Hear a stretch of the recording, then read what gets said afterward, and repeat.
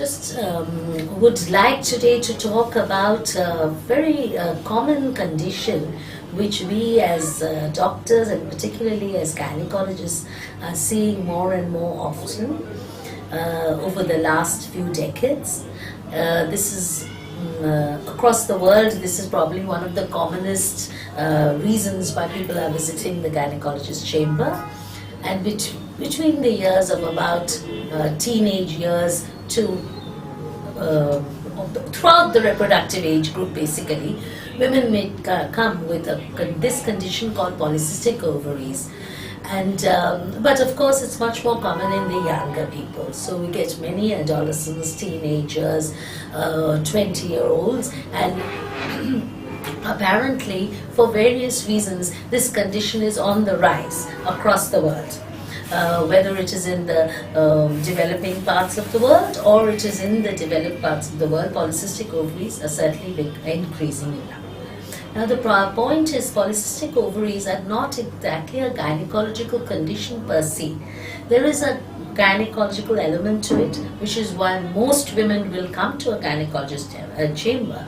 But the origin is, it is a metabolic condition, predominantly a metabolic and endocrine disorder. What we call an endocrine disorder, that means a disorder of the hormones, probably originating from the hormones coming from the brain.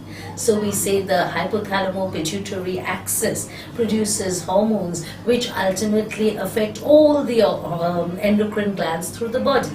The problem in polycystic ovary is it is a combination of these hormones which are being wrongly produced in the pituitary and metabolic conditions, which are ultimately leading to polycystic ovaries. The polycystic ovary is just a sign which for common people we say polycystic ovary. It is an sonographically recognized feature where the ovaries are polycystic, but actually the condition is much more deep set. It is a metabolic and endocrine disorder.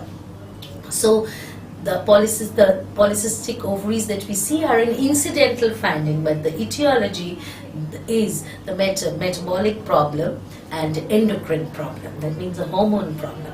And therefore, all our management has to be addressed to such. So therefore, when we say endocrine problem and metabolic problem, the metabolic problem is basically a condition we call insulin resistance. We know that insulin is a hormone in the body. And we find, and is very important for glucose metabolism, sugar metabolism. In this condition of polycystic ovaries, we have found that insulin resistance is present. That means basically that the body is producing insulin, but the body is not, the target organs are not being used, are insensitive to the circulating insulin in the blood. This condition is called insulin resistance, and we have found that the majority of people with polycystic ovaries have insulin resistance. And the moment you have insulin resistance, it is associated, mainly associated with obesity. Polycystic ovaries classically associated with obesity, insulin resistance, elevated blood glucose level, and at a later stage in life, many more of them are liable to develop diabetes mellitus, among other endocrine conditions. So this is a problem. So now we need to recognize that it is not really a gynecological problem of only polycystic ovary, but much more deep set endocrine disorder, metabolic disorder. We also, and it is on the rise, we realize that perhaps the lifestyle that we are having now is encouraging it to go on the rise. So therefore, what do we mean? Therefore, perhaps the poor exercise, poor diet, sedentary lifestyle, these are the reasons why there is a rise of polycystic ovarian syndrome, and this is also, we find a rise in diabetes mellitus also across the world. We know that the incidence of diabetes mellitus is rising. So this is exactly the similar condition, incidence of polycystic ovaries is also rising.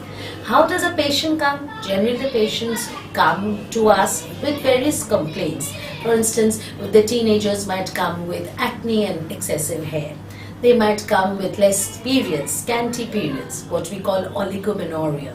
Then once the lady gets married, she might come to us with failing to fall pregnant. And of course, there will be a large proportion who will also be obese, and that will be their predominance. So accordingly, the treatment, we manage the girls or the ladies depending upon the presenting complaint. So obviously, if she has come to us with less, in scanty periods, or this treatment will be slightly different from someone who has come to us with a problem of acne and excessive hair growth, and also different from someone who has come with perhaps infertility. But the root of all the treatments should be a change in lifestyle, and therefore should include diet and exercise and weight reduction. This is the basis of all the management, because the maximum of polycystic ovaries, ladies suffering from polycystic are overweight.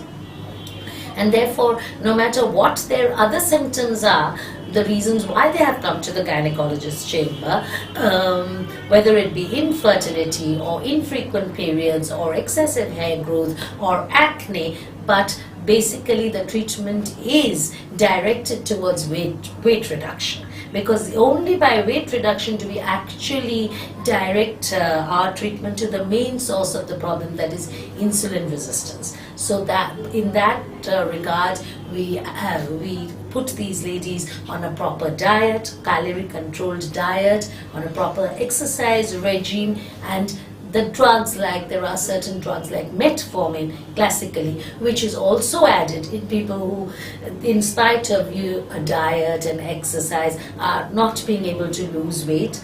We add metformin, a drug called metformin, which improves the problem of insulin resistance. So this is in a nutshell an overview of polycystic ovary, which is really becoming a more and more common condition, which is very related to the lifestyle that more and more youngsters are having, which is sedentary lifestyle and poor diet, fast food, etc.